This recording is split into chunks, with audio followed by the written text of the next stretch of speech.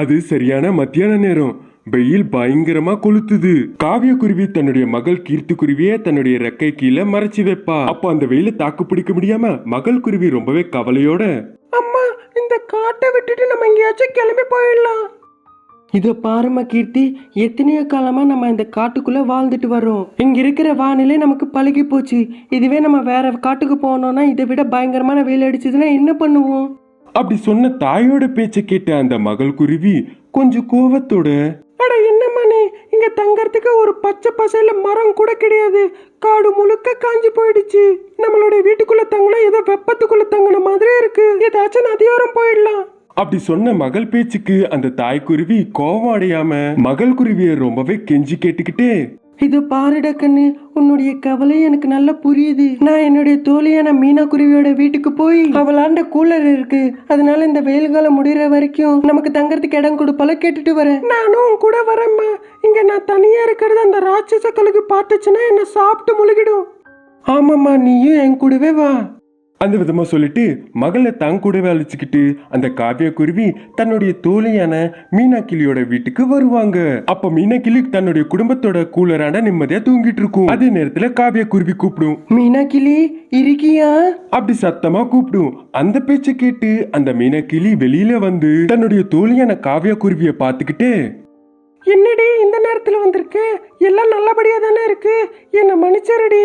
உள்ள என்னுடைய கொடூரமான அத்தை இருக்கா.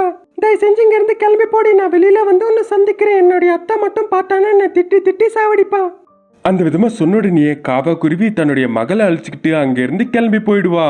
அதோடு அந்த மீனா கிளி தனக்குள்ள தானாகவே, ஐயோ, இவ தன்னுடைய மகள் கூட சேர்ந்து என்னுடைய கூலர் கீழே தூங்கறதுக்காக இங்க வந்திருக்கா போல. புத்திசாலித்தனமா சமாளிச்சு அனுப்பி வச்சுட்டேன் அப்படி நினைச்சுக்கிட்டு அந்த மீனா கிளி தன்னுடைய வீட்டுக்குள்ள போயிடுவா.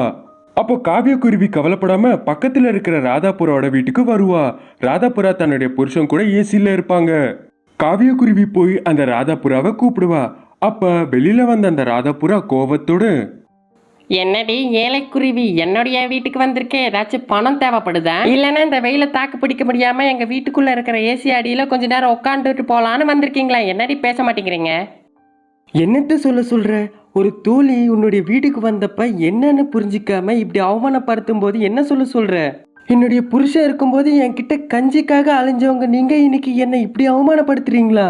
நாட்கள் எப்பவுமே ஒரே போல இருக்காது. உனக்கு எந்த கஷ்டம் வந்தாலும் நான் இருக்கேன்னு ஞாபகம் வச்சுக்கோ. அப்ப கண்டிப்பா நான் உனக்கு உதவி பண்றேன். அந்த விதமா சொல்லிட்டு அந்த காவிய குருவி அங்க இருந்து கிளம்பி போயிடும். அங்கேயே இருந்த அந்த ராதாபுரா, இந்த பேச்சுக்கு ஒன்றும் குறைச்சல் இல்லை இந்த அம்மாக்கு. அந்த விதமா நினைச்சுக்கிட்டு உள்ள போய் தன் புருஷன் கூட சேர்ந்து அந்த ஏசி கீழே நிம்மதியா தூங்குவாங்க. அந்த காவிய குருவி தன்னுடைய மகள் கூட சேர்ந்து அவ்வளவு வெயில போயிட்டு இருக்கும் போது நடுவுல ஆகாஷ் காக்கா தென்படும்.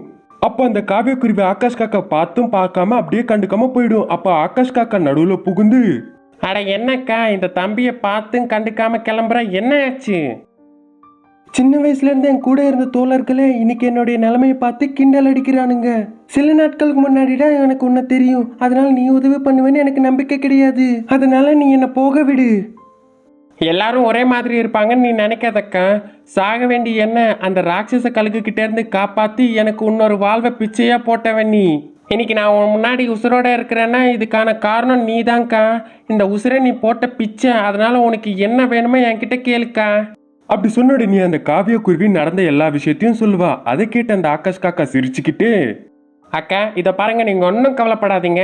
இதோ இப்படி நேராக போனால் பக்கத்தில் ஒரு நதி இருக்கு. அங்கே மண்ணு கிடைக்கும். அந்த மண்ணை வச்சு நம்ம வீடை கட்டினோம்னா உள்ள ஜில்லுன்னு இருக்கும். இப்போ ரீசெண்டாக என்னுடைய வீடு நான் அங்கே தான் கட்டினேன். வாங்க போகலாம் நம்ம. அந்த விதமா சொன்ன அந்த ஆகாஷ் காக்காவோட பேச்சு கேட்டு அந்த ரெண்டு குருவிகளும் ரொம்பவே சந்தோஷத்தோட ஆகாஷ் காக்கா கூட சேர்ந்து நதியோரமா கிளம்பி போவாங்க. அங்க சில நாட்கள் கழிச்சு ஒரு அழகான வீடும் கட்டுவாங்க. அது உள்ள காவிய குருவி மற்றும் கீர்த்தி குருவி ரொம்பவே சந்தோஷமா வாழ்ந்துட்டு வருவாங்க. இன்னொரு பக்கம் அந்த ராதாபுரம் மற்றும் மீனா கிளியோட வீட்டுல கரண்ட் வந்து போறதுனால ஏசி கூலர் பழுதடைஞ்சிடும். புதுசு வாங்க அவங்களாண்ட காசு இல்லாததுனால அந்த காட்டு முழுக்க அவங்க ரெண்டு பேரும் சுத்தி வருவாங்க. அப்ப நதியோரத்துல ஒரு மண் வீடு தென்பட்டதுனால மீனா கிளி ராதாபுராண்ட இப்படி சொல்வா, ஏண்டி ராதாபுரா, அங்க பாரு, அந்த மண் வீடு ரொம்பவே அழகா இருக்கு. மற்றும் அவங்க வீட்டுக்குள்ள ரொம்ப சில்லுன்னு இருக்கும். நம்ம ரெண்டு பேரும் போய் உங்க வீட்டுல கொஞ்ச நாள் தங்குவோம்னு கேட்கலாமா? அவங்க ஒரு வேலை ஒத்துக்கிட்டாங்கன்னா நம்ம ஆளுங்களை அவங்க வீட்டுக்கு வர சொல்லலாம். சரி வா போலாம்.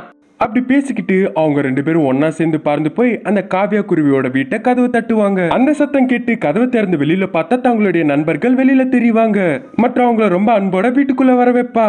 காவியா குருவியோட மனசை புரிஞ்சுக்கிட்ட அந்த ராதாபுரா மற்றும் மீனாக்கிளி தாங்க பண்ண தப்ப நினைச்சு ரொம்பவே வருத்தப்பட்டு அந்த காவியா குருவியாண்ட மன்னிப்பு கேட்பாங்க. மற்றும் அங்கிருந்து கிளம்பி போயிடுவாங்க. கடைசியில் உங்க எல்லாருக்கும் ஒரு நல்ல அறிவுரை, நாட்கள் எப்பவுமே என்னைக்குமே ஒரே போல் இருக்காது. நீங்க யாருக்காச்சும் உதவி பண்ணீங்கன்னா நீங்க கஷ்டத்துல இருக்கும்போது கண்டிப்பா உங்களுக்கு உதவி கிடைக்கும். ஏழை புருஷன் காக்காவின் மாட்டுச்சாணி வீடு. காட்டுக்குள்ள ஒரு தகர வீட்டுல ஆகாஷ் என்ற ஏழை காக்கா வாழ்ந்துட்டு வந்தது. கிடைக்கிற கூலி வேலைகளை பார்த்துக்கிட்டு அதுல வந்த வருமானத்தை வச்சு மனைவி மாலினி குருவிய, மகன் ரவி காக்காவை மற்றும் மகள் கீர்த்தி குருவிய நல்லபடியா பார்த்துட்டு வந்தது. தினமும் கட்டைகளை வெட்டுற கூலி வேலையை பார்த்த பின்பு அதுல வந்த வருமானத்தை வச்சு பசங்க சாப்பிடுறதுக்குன்னு ஏதாச்சும் ஒண்ணு கொண்டு வரும். இந்த விஷயம் மனைவி மாலினி குருவிக்கு சுத்தமா பிடிக்காது. அப்ப கோவத்தோடு, உங்களுக்கு எத்தனை வாட்டி சொன்னாலும் என்னுடைய பேச்சை கேட்க மாட்டீங்க, என்னுடைய கவலையை புரிஞ்சுக்க மாட்டீங்க. ஐயா மாலினி, நான் இவ்வளோ கஷ்டப்பட்டு கூலி வேலை பார்க்கறது யாருக்காக நீயே சொல்லு. என்னுடைய மகன் மற்றும் மகள் சந்தோஷமா இருக்கணும்னு தானே. இல்லைன்னு நானும் சொன்னேன்னா, இந்த விதமா தினமும் ஏதாச்சும் வாங்கிட்டு வந்து அவங்களுக்கு கொடுக்கறது எனக்கு சுத்தமா பிடிக்கலன்னு சொல்றேன். ஒருவேளை திடீர்னு ஒரு நாள் பசங்க நம்மளாண்ட காசு இல்லாதப்ப வந்து இந்த மாதிரி பொருட்களை வாங்கி கொடுங்கன்னு அழுது அடம் பிடிச்சாங்கன்னா அப்ப என்ன பண்ணுவீங்க? நீ சொல்றதுலயும் நியாயம் இருக்கு மாலினி. ஆனா ஒரே வாட்டி இல்லாம மெதுவா நான் இதெல்லாம் கம்மி பண்ணிக்கிட்டு வர வாங்கி தராம. சரிங்க. அந்த விதமா சொல்லிட்டு அங்க இருந்து உள்ள கிளம்பி போயிடுவா. வீட்டுக்கு வெளியில மகன் ரவி காக்கா மற்றும் மகளான கீர்த்தி குருவி சமோசா சாப்பிட்டுட்டு இருப்பாங்க. அப்போ அங்க வந்து அவங்க 2 பசங்களையும் பார்த்து அந்த ஆகாஷ் காக்கா ரொம்பவே சந்தோஷப்படும். பசங்களா, நீங்க எப்பவுமே இந்த விதமா சந்தோஷமா இருக்கணும், சரிங்களா? சரிங்கப்பா, நீங்க தினமும் இந்த விதமா எங்களுக்கு பிடிச்சது கொண்டு வந்து எங்களுக்கு ஊட்டி விட்டா நானும் அண்ணாவும் சந்தோஷமா இல்லாம எதுக்கு சோகமா இருப்போம். அந்த விதமா சொன்னதுக்கு அந்த ஆகாஷ் காக்கா ரொம்பவே சந்தோஷப்படும். அப்படி நாட்கள் மெல்லமா கழிஞ்சிட்டு வந்தது. ஒரு நாள் அதுமா அந்த ரவி காக்கா மற்றும் கீர்த்தி குருவி தன்னுடைய அப்பா ஆகாஷ் காக்காக்காக எதிர்பார்த்துட்டு இருந்தாங்க. ப்ரோ, அப்பா நமக்காக இன்னைக்கு என்ன கொண்டு வருவாரு நீயே சொல்லு. எனக்கு என்னவோ அப்பா நமக்காக பானிபூரி கொண்டு வருவாருன்னு நான் நினைக்கிறேன் சிஸ். ஐயோ ப்ரோ, நானும் அதுதான் நினைச்சேன். அந்த விதமா அந்த அண்ணன் தங்கச்சிங்க உட்காந்து பேசிட்டு இருக்கும்போது வீட்டுல இருந்து மாலினி குருவி அவங்களாண்ட நடந்து வந்தது. பசங்களா, சாப்பாடு சாப்பிடலாம் வாங்க. நான் மட்டும் அப்பா வந்தக்கப்புறமா சாப்பிட்றேன், நீங்களும் தங்கச்சியும் சாப்பிடுங்க. அப்போ அப்பா கொண்டு வர பானிபூரி முழுக்க நீ தான் சாப்பிடலாம் நினைக்கிறல்ல ப்ரோ? நல்லா அப்படி சொல்ல வரல சிஸ், நீ பசிக்கு தாங்க மாட்டல, அதனால நீயும் அம்மாவும் சேர்ந்து சாப்பிடுங்கன்னு சொல்றேன். அப்படி சொல்லிட்டு இருக்கும்போது வெறும் கையோட அந்த ஆகாஷ் காக்கா வீட்டுக்கு பறந்து வந்துச்சு. அவங்க அப்பா வர்றதை பார்த்து பசங்களுக்கு ரொம்பவே சந்தோஷமா இருந்தது. ஆனா வெறும் கையோட வந்ததை பார்த்த உடனே அவங்க மூஞ்சி கொஞ்சம் சோகமாயிடுச்சு. அதெல்லாம் பார்த்து அந்த மாலினி குருவி சிரிச்சிட்டு இருந்தது. என்ன பசங்களா, என்னை பார்த்து அப்படியே சோகமாயிட்டீங்க? அட அது என்னப்பா, வெறும் கையோட வீட்டுக்கு வந்திருக்கீங்க. இன்னைக்கு வீட்டுக்கு வரும்போது நாங்க பானிபூரி வாங்கிட்டு வர சொன்னோம்ல. டவுனில் ரொம்ப லேட் ஆகிடுச்சுமா, கடைசி பஸ் வேற போயிடும்போன்னு நினச்சி நான் வேகமாக வந்துட்டேன். அதனால தான் எதுவும் வாங்கிட்டு வரல. ஆனால் நாளைக்கு கண்டிப்பாக வாங்கிட்டு வரேன், சரியா? பசங்களா, இன்னைக்கு கிளம்புங்க. அப்பா நாளைக்கு வாங்கிட்டு வரேன்னு சொல்றாங்களா, வாங்க நம்ம சாப்பிடலாம். அப்படி சொன்ன உடனே பசங்க எதுவும் பேசாம அமைதியா வீட்டுக்குள்ள மெதுவா கிளம்பி போயிடுவாங்க. அவங்க எல்லாரும் சேர்ந்து உணவு சாப்பிடுவாங்க. அதன் பிறகு மாலினி குருவி பசங்களோட சேர்ந்து வீட்டுக்குள்ள தூங்குவா. மற்றும் ஆகாஷ் காக்கா வெளியில ஹால்ல கட்டில் போட்டு தூங்கிட்டு இருக்கும். அது வெயில் காலம். அவங்க இருக்கிறது தகர வீடு வேற. ஃபேன்ல இருந்து வர காட்டு ரொம்பவே சூடா அனலா இருந்தது. அப்ப அந்த 2 பசங்களான ரவி காக்கா மற்றும் கீர்த்தி குருவிக்கு ரொம்பவே புழுக்கமா இருக்கும். அவங்களால தூங்க முடியாம எரிச்சல் அடைஞ்சு 2 பேரும் ஏஞ்சி அவங்க அப்பாண்ட கிளம்பி வருவாங்க. பசங்களை பார்த்த உடனே தூங்கிட்டு இருக்கிற ஆகாஷ் காக்கா திடீர்னு ஏஞ்சி, அட பசங்களா, என்னாச்சு? எதுக்காக வெளியில வந்தீங்க? அப்பா, வீட்டுக்குள்ள எங்களால இருக்க முடியல அப்பா. இப்ப ஏதோ பரவாயில்ல, இரவு நேரம் ஆனதுனால கொஞ்சம் குளிரா இருக்கு. அதுக்கப்புறம் கொசுக்கடி அப்படி இப்படி சமாளிச்சு ஒரு வழியா தூங்கலாம். ஆனா பகல் நேரத்துல சுத்தமா வீட்டுல தங்க முடியலப்பா. ஏதாச்சும் நம்ம ஒரு சின்னதா கூலர் வாங்கிக்கலாம்ல. பாருங்க பசங்களா, உங்க அப்பா ரொம்ப ஏழை. தினமும் ஏதோ கூலி வேலை பண்ணி அதில் வர வருமானத்தை வச்சு உங்களை நான் பார்த்துக்கிறேன். அதனால நமக்கு இந்த கஷ்டங்கள் தீராது. போங்க, போய் அம்மாவாண்ட தூங்குங்க. அப்படி சொல்லிட்டு அந்த ஆகாஷ் காக்கா அழுதுட்டு இருக்கும். அதை பார்த்து பசங்க ரொம்பவே கஷ்டப்படுவாங்க. அப்பா வீட்டில் ரொம்ப புழுக்கமாக இருக்குது. ஃபேன் சுற்றினாலும் சுத்தாட்டியும் வீட்டில் ரொம்ப அனலாக இருக்குப்பா.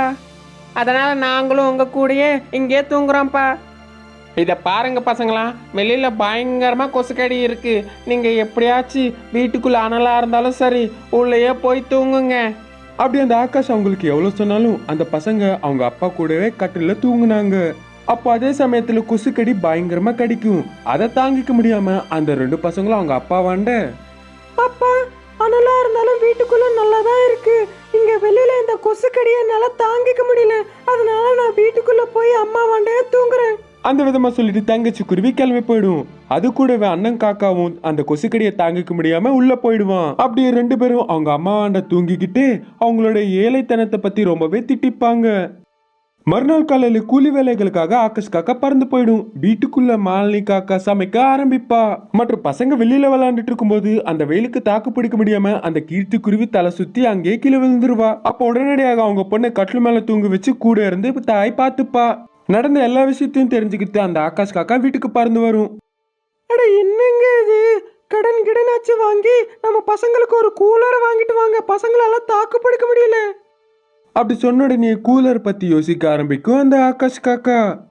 இந்த கூலர் வாங்கணும்னா 5000 தேவைப்படும்.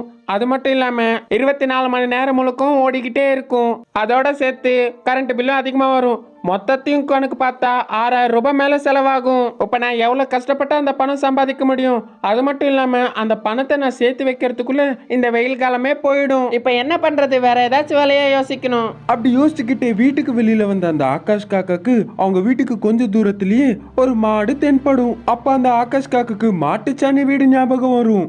உடனடியாக வேற எந்த ஒரு தாமதம் பண்ணாம காட்டு முழுக்க சுத்தி மாட்டுச்சாணிய கொண்டு வந்து அவன் வீட்டுக்கு செவுர்ல அடிப்பான். கொஞ்ச நேரத்துக்கு சாணி வீடு ரெடி ஆயிடும். எதுக்காகப்பா வீட்டுக்கு சாணியை அப்படி அடிச்சிருக்கீங்க? இரவு நேரத்துக்கு உங்களுக்கு புரியும் பசங்களா? அப்படி சொன்ன உடனே இரவு நேரத்துக்காக ரொம்பவே ஆசையை எதிர்பார்த்துட்டு இருந்தாங்க. அப்போ இரவு ஆகும். வீட்டு முழுக்க சில்லுன்னு ரொம்பவே கூலா இருக்கும். அப்பா வீடு ரொம்ப சில்லுன்னு இருக்கு. அப்படி அந்த பசங்க அன்னில இருந்து வீட்டுல சந்தோஷமா இருந்தாங்க. கிளி மற்றும் காக்காவின் கல்யாணம். ஒரு காட்டுக்குள்ள மினி என்ற ஒரு காக்கா அவங்க அம்மா கூட மரத்து மேல ஒன்னா வாழ்ந்துட்டு வராங்க. அந்த மினிக்கு கல்யாணமே ஆகல. அதனால அவங்க அம்மாக்கு ரொம்பவே வருத்தமா இருக்கும். அதனால கோபத்துல இப்படி சொல்வாங்க, என்ன தலையல் திடீர்ந்து உன்னோட நண்பர்கள் எல்லாருக்குமே கல்யாணம் ஆச்சு, ஆனா இது நாள் வரைக்கும் உனக்கு கல்யாணம் ஆகல. என்ன தலையெழுத்த என்னவோ வந்து.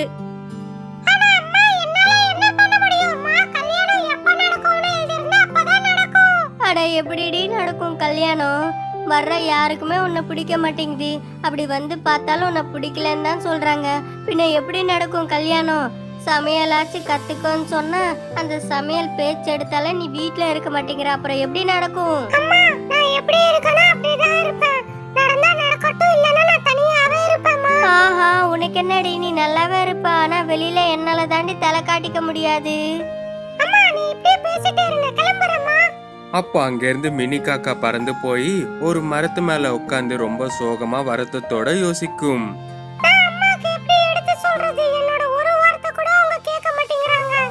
அப்படி அந்த மினி காக்கா ரொம்ப சோகமா இருக்கும்போது அந்த வழியாக பறந்து வந்த ஒரு கழுகு அந்த மரத்துல உட்காருது. அட என்னாச்சு தங்கச்சி, ஏன் அவ்வளவு சோகமா இருக்க நீ?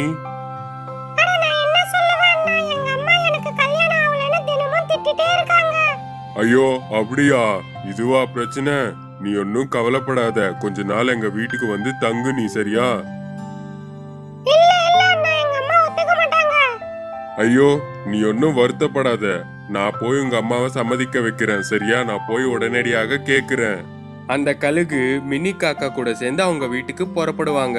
அம்மா, மினி தங்கச்சிய கொஞ்ச நாள் என் கூட எங்க வீட்டுக்கு கூட்டிட்டு போலான்னு இருக்கு, அதனால உங்களுக்கு எந்த ஆட்சேபனும் இல்லல்ல? அப்போ அந்த கழுகோட பேச்ச கேட்டு மினி அவங்க அம்மா மினிய அவங்க கூட அனுப்புறதுக்கு சம்மதிப்பாங்க. அதனால மினிக்கு ரொம்பவே சந்தோஷமா இருக்கும். அப்படியே மனசுல இந்த மாதிரி நினைப்பா மினி. மினி அந்த கழுகோட சேர்ந்து அவங்க வீட்டுக்கு புறப்படுவாங்க. வா மினி, வீட்டுக்குள்ள வா. உனக்காக எவ்வளவு பிடிச்ச சுவையான உனக்கான சாப்பாடு கொண்டு வந்திருக்கேன். உங்களுக்கு ரொம்ப ரொம்ப நன்றி அண்ணா, உங்களால எனக்கு கொஞ்சமாச்சும் நிம்மதி கிடைக்கும் இங்க. ஆஹா, கொஞ்ச நாள் இங்க நீ நிம்மதியா தங்கி இருந்து அதுக்கப்புறம் உங்க வீட்டுக்கு புறப்படு நீ. ஆமா, நான் கொஞ்ச நாளாச்சும் நிம்மதியா இருப்பேன் நான் இங்க. அப்படி மினி காக்கா சந்தோஷமா இருக்கும். ஒரு நாள் அந்த கழுகு மினி காக்கா கிட்ட இப்படி சொல்லும், மினி, நான் உணவை தேடி வெளியில புறப்படுறேன், அதனால நீ கொஞ்சம் நிம்மதியா ஓய்வு எடுத்துக்கோ. இல்ல நீ எங்க வீட்டுக்கு வந்த விருந்தாளி, அதனால நான் உன் கூட எல்லாம் வேலை வாங்க மாட்டேன். நீ நிம்மதியா இரு, நான் போய் உணவை கொண்டு வரேன், சரியா? அப்படி சொல்லி அந்த கழுகு அங்கிருந்து பறந்து போன பின்பு மினி அந்த இடத்துலயே அங்கேயும் இங்கு சுத்திட்டு இருக்கும் போது மினிக்கு ஒரு பெரிய சத்தம் கேட்கும். அப்ப அந்த மினி எட்டி பார்க்கும்போது ஒரு கெட்ட கிளிகள் எல்லாமே ஒரு கிளியை ரொம்ப அடிச்சு துன்புறுத்துது. இதை பார்த்து மினி அங்கிருந்து பறந்து போய் அவங்க கிட்ட இந்த மாதிரி சொல்லுது.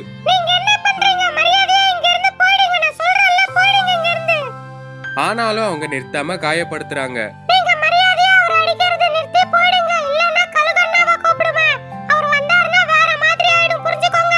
மினியோட வார்த்தைகள் கேட்டு அந்த கெட்ட கிளிகள் அங்கிருந்து பறந்து போயிடும் எல்லாமே. உங்களுக்கு ரொம்ப ரொம்ப நன்றிங்க, உங்களால நான் தப்பிச்சிட்டேனுங்க.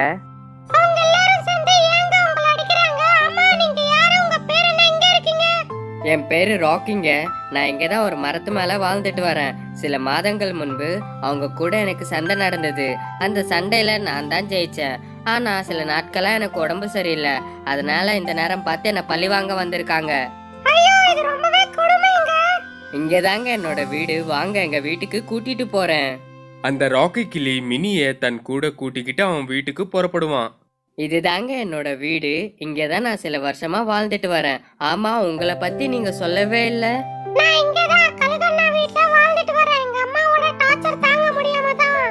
மினி காக்கா ராக்கி கிளிக்கு நடந்த விஷயத்தை எல்லாத்தையும் முழுசா சொல்லும். ராக்கியும் மற்றும் மினியும் பேசிட்டு இருக்கும்போது ராக்கிக்கு மினிய ரொம்ப பிடிச்சிருக்கும். அதனால மினி கிட்ட இப்படி சொல்வான், உங்களுக்கு கல்யாணம் ஆகலன்னு சொல்றீங்கல்ல, அதனால நீங்க என்ன கல்யாணம் பண்ணிப்பீங்களா? நான் உங்களை ரொம்ப சந்தோஷமா வச்சு பாத்துப்பேங்க. அதே மாதிரி எனக்கு சமைக்கவும் நல்லாவே தெரியுங்க. ராக்கி சொன்ன பேச்சுக்கு மினிக்கு ரொம்பவே சந்தோஷமா சிரிப்பு வரும். அதனால ராக்கியும் மினியும் சேர்ந்து மினி அவங்க அம்மா வீட்டுக்கு போனாங்க.